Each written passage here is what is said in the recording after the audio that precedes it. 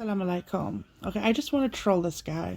He's a reporter who is probably a mainstream reporter, of course, either a CNN one. I'm not sure who he is, uh, but he's by the border of Egypt. As you know, these mainstream medias are controlled by the 1% elite of the world, and so he's saying that he's basically saying there's psychopaths around him. You have the IDF soldiers, right? And then you have these Israeli, I think it's approximately 1 to 200, a handful of them, who are protesting are supposedly protesting the aid from coming in. They're passionate about stopping the aid to get in, and there are truckloads lined up in bringing in the aid to the Palestinians. But these psychopaths have gotten control, and they are complying with the psychopaths. So, in other words, they are listening to the concerns of the psychopaths who want to stop the humanitarian aid. However, I mean, these are the same people who are actually doing all the bombing and killing and the murdering, and they're in control of the humanitarian aid at the same time. So when there are millions of people around the world that are protesting for a ceasefire to stop them from committing more genocide, what do? The police riot squads are called in. They arrest us, detain us with our tax money, right? And accusing us of anti Semitism. They didn't even call out for a referendum or anything. They wouldn't even consider listening to regional neighbors like the Yemen. Yemen has tried to stop the genocide by not allowing ships into Israel. Instead of complying with the Yemenis, they end up bombing them, which is like so unnecessary and extreme.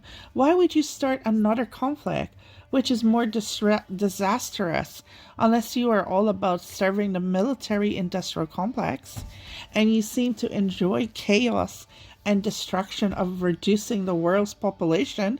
It's imperative for humanitarian aid to get in. People are displaced, in starvation, and living in unsanitary conditions. Is this their only destiny? They are bombing their entire world, including kids, babies, journalists, doctors, nurses, and the elderly, right? Not to mention the buildings like the mosques and the schools, the hospitals. I mean, that's insane.